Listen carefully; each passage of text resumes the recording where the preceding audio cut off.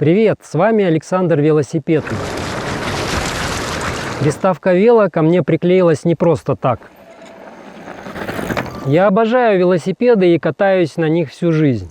Как для удовольствия, так и использую как транспортное средство. Вернись в мир.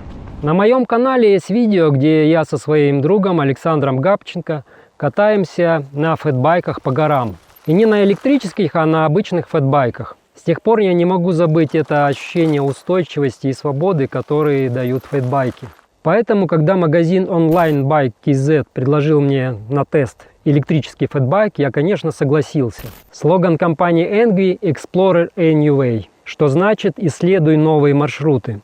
И этот вел буквально кричит: давай, заедь туда, куда на обычном электровелосипеде даже смотреть страшно. Этот монстр выдерживает до 150 кг нагрузки. С первого взгляда настоящий внедорожник. Но так ли это на самом деле? Давайте разбираться.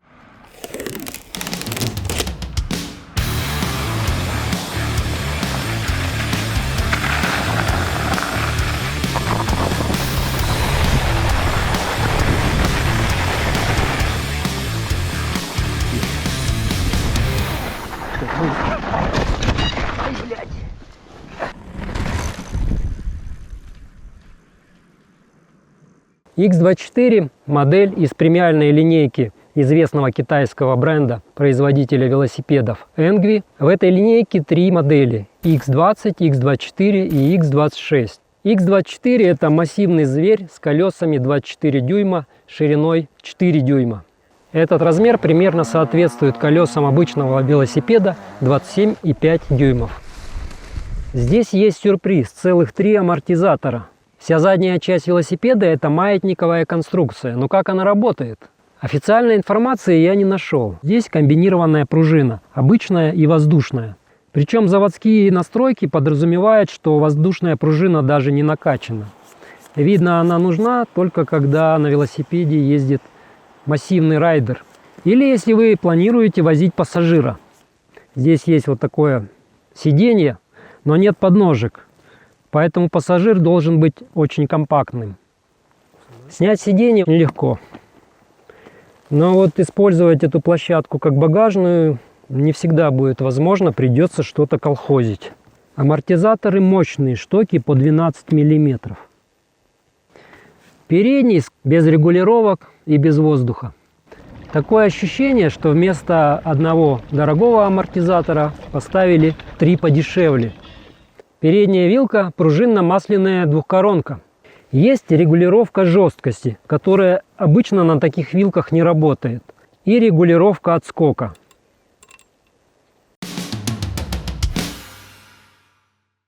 Рама сделана из популярного алюминиевого сплава 6061.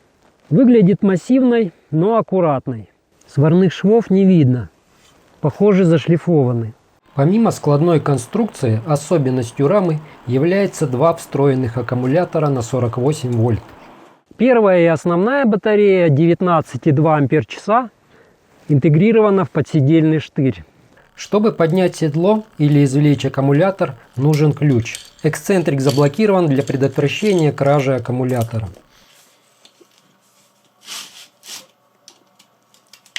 Вторая батарея 10 ампер-часов встроена в раму. Ее можно достать только если сложить велосипед. У нее тоже есть свой отдельный ключ.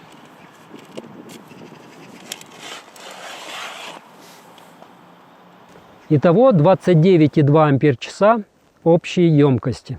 Производитель обещает 150 км пробега в эко-режиме и 100 км без помощи педалей.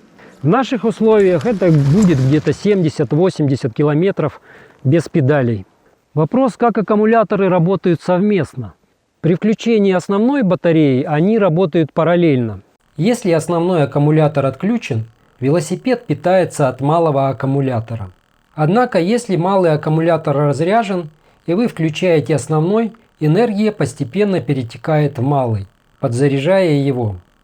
Через некоторое время их напряжение выравнивается. Но в таком методе использования нет смысла, так как будут потери. Если вам не нужна полная емкость для поездки, Лучше извлечь малый аккумулятор и ездить на большом. Так велосипед станет легче и не придется возить лишний груз.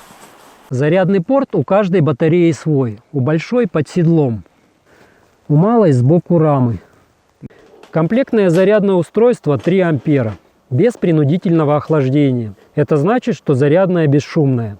Но за это приходится расплачиваться временем. Полная зарядка занимает 12 часов.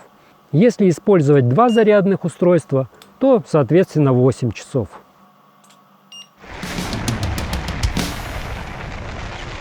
Велосипед оснащен редукторным мотором 1 кВт. В пике я увидел 1400 Вт. Это 70 ньютон-метров крутящего момента. Охренеть, как он тащит, блин, по льду. По дизайну мотор сильно напоминает популярные и надежные моторы Bafang, но обозначения бренда на корпусе нет.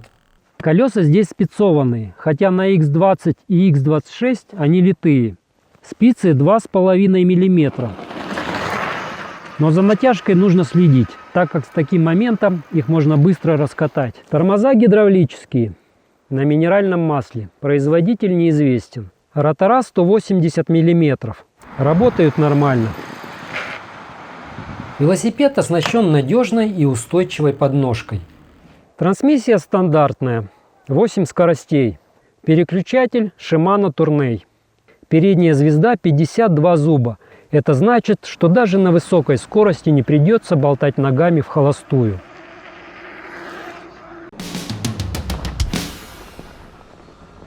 Руль шириной целых 72 сантиметра. Не вписался почти, но широкий руль делает свое дело. Наверное, поэтому совсем не ощущается влияние широких колес при маневрировании. Кто ездил на фэтбайке, тот поймет, о чем я. Передняя фара, ручное и автовключение. В городе слабовато, в полной темноте нормально.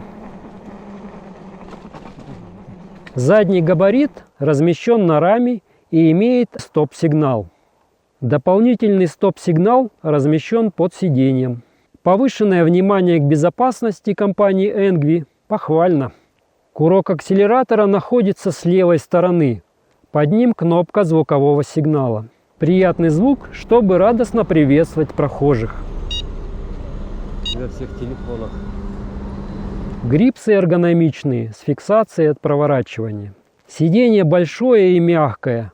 Похоже, нацеленное на велосипедиста с большим весом. Чтобы включить велосипед, нужно, если хотите использовать сразу 2 батареи, то активировать основную, кнопка под седлом. Зажать левую кнопку на пульте. Промелькнет логотип. На дисплее есть 3 режима: Eco, Normal и Sport, который работает 3 минуты, потом 10 минут паузы. Возможно, чтобы не перегревать контроллер. На велодорожке мне удалось разогнать велосипед до 50 км в час, хотя было немного страшновато. Вдруг кто-то неожиданно выйдет на дорогу. Есть 5 уровней помощи. 6-й нулевой уровень – это если вам взбрело в голову просто прокатиться на педальках. Переключение осуществляется кнопками плюс и минус. Режимы переключаются зажатием средней кнопки. Правая кнопка включает-выключает свет или кратковременно включает, если у вас настроено автоматическое включение. Зажатие минуса – это режим ходьбы. Зажатие плюса – это рекуперация, но ее нет в редукторных моторах. При кратковременном нажатии на центральную клавишу происходит переключение отображаемой информации. Общий пробег, дистанция поездки, мощность, время в движении, максимальная скорость, средняя скорость. Чтобы попасть в настройки велосипеда, нужно одновременно зажать плюс и минус на 3 секунды. Здесь можно обнулить дистанцию,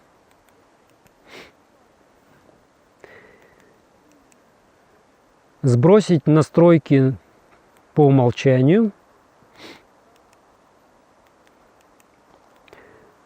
установить километры или мили, автоматическая или ручная яркость монитора, 5 уровней, автовыключение велосипеда при простое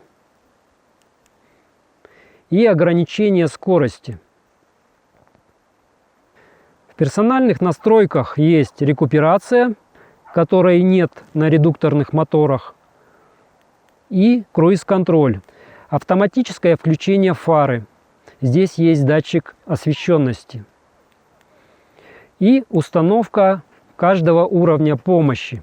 Можно настроить под свой стиль, что очень удобно. Системная информация показывает версию прошивки. На этом все. В монитор встроен USB-порт для зарядки гаджетов. 5 вольт, пол-ампера. Быстрой зарядки не подвезли.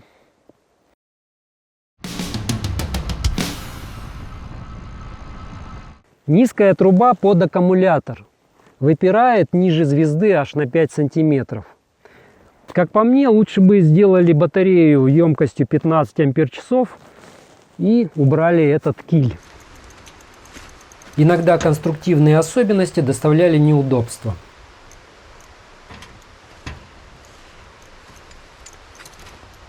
Но, например, при складывании этот выступ наоборот помогал, предотвращал повреждение звезды. Да, одному его, это надо быть очень мощным человеком. Ну нормально. Хотя велосипед складной, он не из легких, что создает определенные нюансы. На раме нет упоров, поэтому при складывании ее части могут соприкасаться. Чтобы избежать повреждений, лучше подкладывать что-то между ними. Долгий отклик ассистента педалирования. Чуть шустрее старт с курка. Но я заметил, что на эко-режиме он более тормознутый. На нормале работает получше. Криво уложен трос переключателя скоростей. Идет сверху пера маятника, где его, конечно, забрасывает грязью.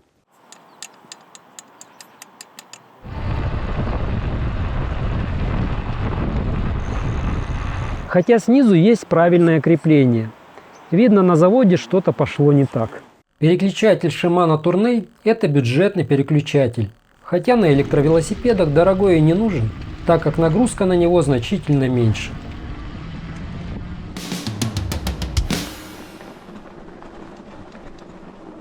Это второй день записи обзора велосипеда. Первый день я вернулся домой и обнаружил у себя температуру, и 3 дня лечился дома, сидел. Но сейчас я уже почти не кашляю, так что могу спокойно записывать дальше. Есть, правда, небольшая слабость, но я думаю, киловаттный мотор велосипеда ENGVI X24 это все дело компенсирует. Аккумуляторы полностью заряжены. Поеду лечиться в горы. Как говорят, клин клином вышибают.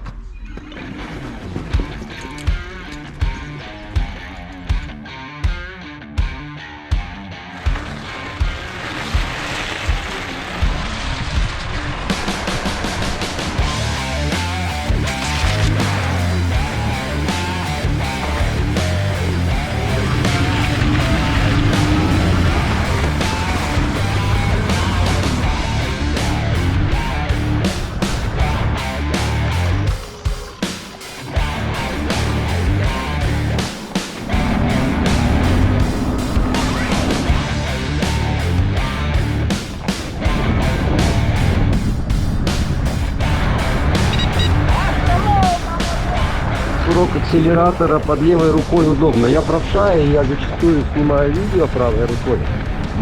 Вот. И сейчас удобно. Начинаешь крутить педали, тебя колбасит, все трясется. А так газ нажал, едешь, снимаешь.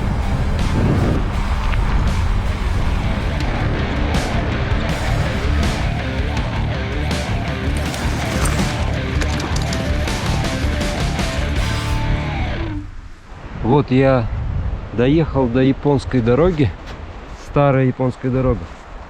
На аккумуляторе есть 44% от дома. Трек я записал. Параметры вот здесь сейчас будут. Сохранил. Но на скорость смотреть не нужно, потому что я много останавливался, делал подсъемки. Просто набор высоты, расстояния.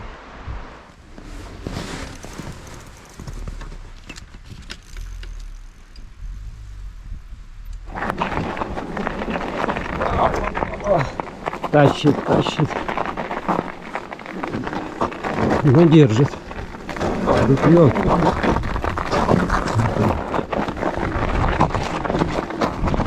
Лед присыпанный снегом, самое худшее.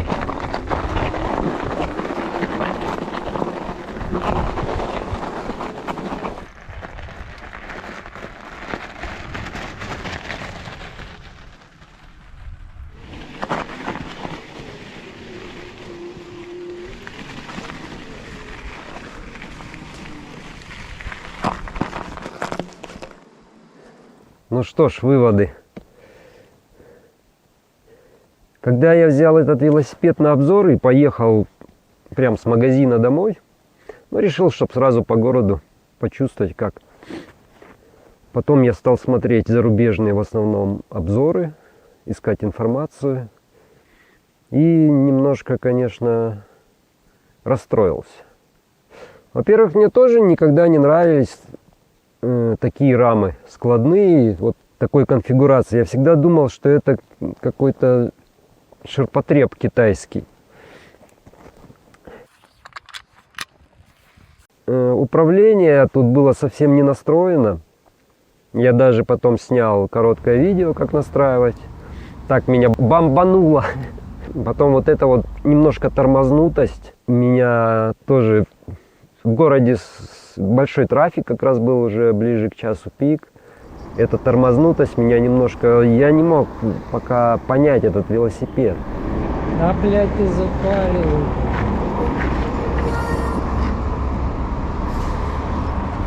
Я могу тут ездить, вали нахуй.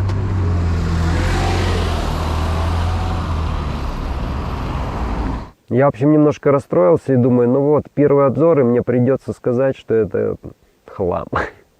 Но когда я приехал сюда, в горы, первый раз, я вдруг понял, что нет, не хлам. Что вел тащит. Охренеть, как он тащит, блин, по льду.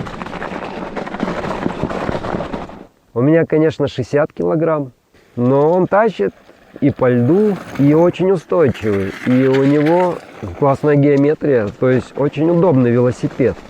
Прям ощущается, очень удобно.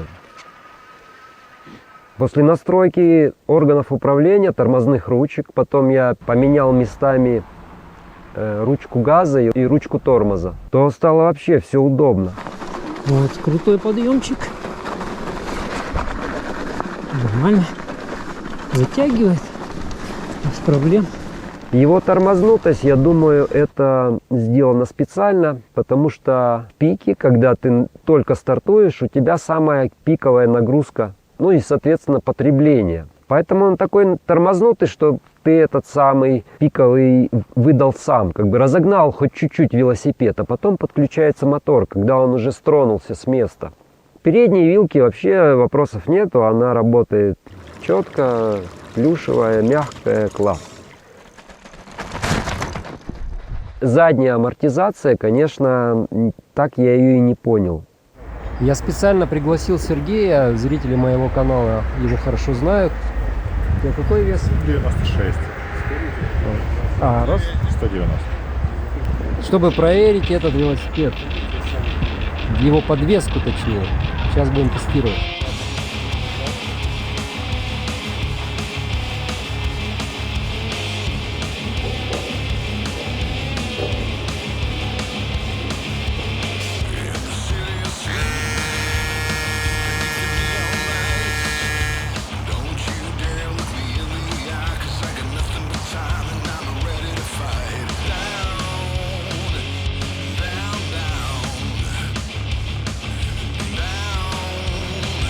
Решили с Серегой, что снег хреново, он все равно амортизирует, поэтому нашли ступеньки.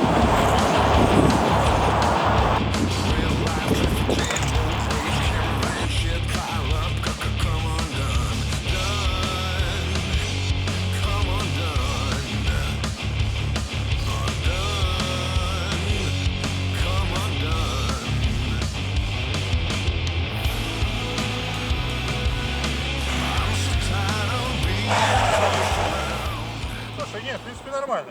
Колеса, феты, конечно, компенсируют это до некоторой степени, но хотелось бы побольше хода подвески сзади, конечно. Зато мощности нормально. Мощности хватает из снега выезжать. Система странная, то есть тут вот впереди стоит амортизатор на 750 ЛБС, если я правильно читаю аббревиатуру эту. То есть это фунт на дюйм. 750 фунтов. Это примерно 340 килограмм. То есть, чтобы сжать эту пружину, надо ее нагрузить 340 килограмм. А с таким рычагом, я не знаю, это невозможно просто. Сидушечка, которая, возможно, подойдет для перевозки детей, катания точнее. Она, оказывается, очень удобная полочка. Мне понравилось. Останавливаешься, раз, перчатки положил. Остановился передохнуть. Оставил.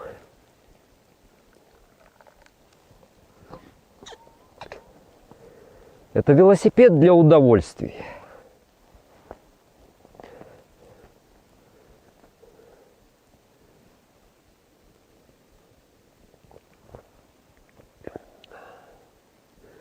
Так что хейтеры пусть хейтят, но при условии, что они катались на этом велосипеде. Вы можете приехать в магазин и покататься, кстати. В общем, этот велосипед это не для гонок по горам, это не мотоцикл, это не сюрон. Это все-таки электровелосипед. И вам придется крутить педали. По плоскочу он едет от мотора, в горах все-таки придется помогать. Это велосипед для прогулок на природе, в горах, для получения удовольствия, для неспешной езды, для наслаждения природой. Ну, его можно и в городе, конечно, запросто использовать. Но он все-таки не такой маневренный. Он все-таки для неспешных прогулок.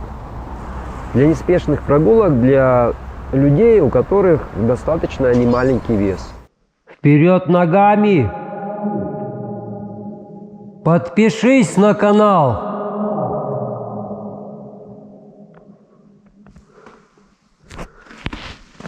Здесь вот... Кто там?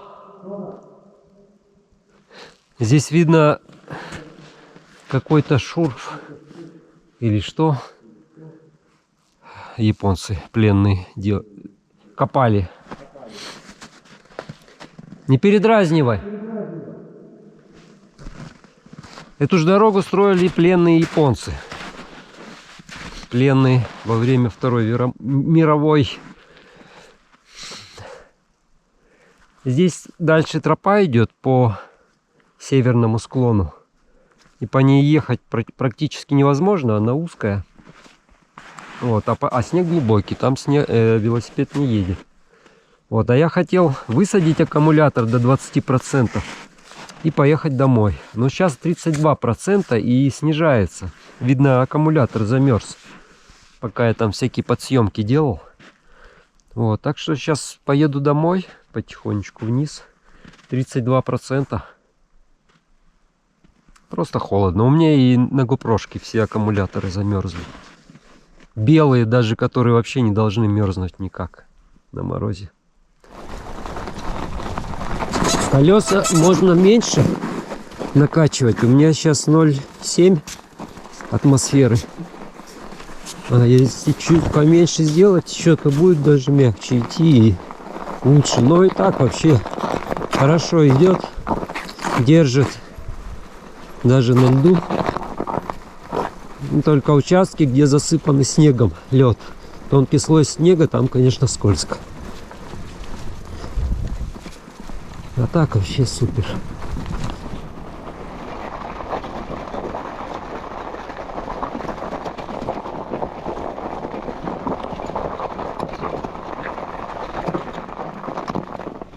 Да, Апасян, конечно, одному ездить сейчас здесь.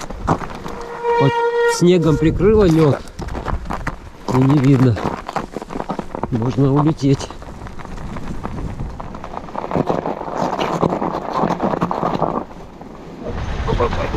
Ну, рукой рулю и еду вниз спокойно.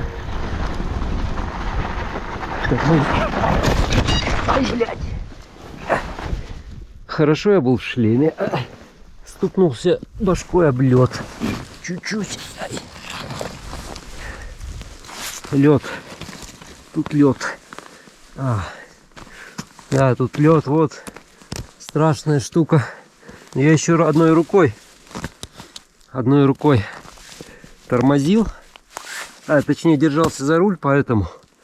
Так бы я просто тормоз отпустил. А я не отпустил тормоз, потому что у меня рука была занята. Вторая, и, короче, башка плохо соображала. И тут лед. Сплошной лед, прикрытый снегом. Как бы он тормозил, но я заходил на поворот, и поэтому меня занесло. Если бы я ехал по прямой, ничего бы не было. Нормально. Все благополучно. Я цел. Велосипед. Так, руль ровно. Руль. Чуть-чуть, кажется, неровный. Ну тут-то что, тут все цело. Все нормально. Едем дальше.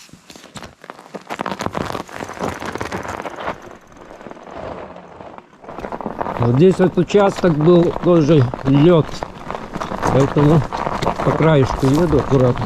Его сейчас не видно, этот лед, присыпало снегом, но я знаю, что он тут сплошняком. Главное не тормозить, проезжать по прямой. Тормозить короткими, несильными нажатиями. Все без проблем. Уехал. Ну или тормозить на снегу. То есть вот заезжать на край протоптанного и тут тормозить, где глубокий снег. На аккумуляторе 33%. Все, вышел на трассу. На асфальте, которого даже не видно, прикрыло снегом.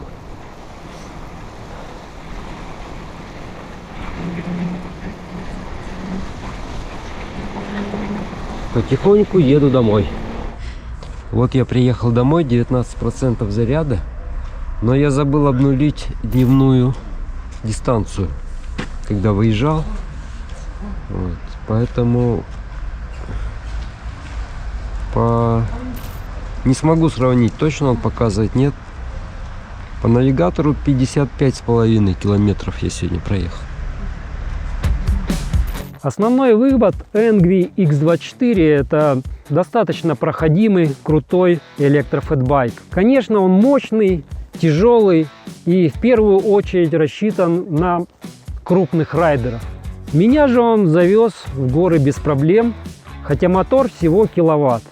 Заходите на сайт Online Bike.kz, цены меняются, но по промокоду «Вперед» вы получите 5% скидку. Это онлайн-магазин, но вы также можете приехать на склад и протестировать понравившуюся модель. Выбор широкий, от фэтбайков и классических моделей до полноценных электромопедов. Заходите на сайт Online Bike.kz, знакомьтесь с модельным рядом и, пожалуйста, напишите в комментариях, какой электровелосипед вы бы хотели увидеть в следующем обзоре. Если что-то упустил про ENGVI X24, задавайте вопросы в комментариях. Стараюсь отвечать на все. Выражаю огромную благодарность магазину Online Bike.kz за доверие. А также моим друзьям Андрею и Александру за помощь в съемках. Заходите на их инстаграм. Там вы найдете потрясающие пейзажи казахстанской природы и сможете договориться об индивидуальной фотосессии. Ссылки в описании под видео. Так, теперь будет тестировать мой товарищ.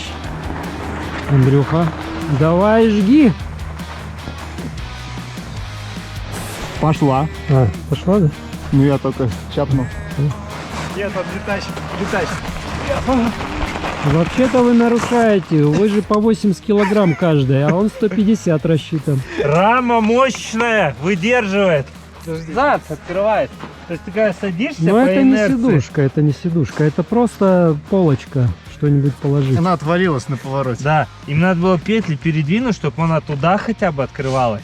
То есть туда хоп снял, потому что ты же когда садишься на нее, начинаешь трогаться, и он хоп назад. Да, назад. И она И открывается. такой из прям этого. полетел. Да, на кочке где-то. Вот это да. Нашли. Минус. Недочет. Недоработка. Нет, с этой сидушкой-накладкой не недоработка. Просто тут вот есть винт, и ее нужно фиксировать. Не зафиксировали. Поэтому ее можно потерять.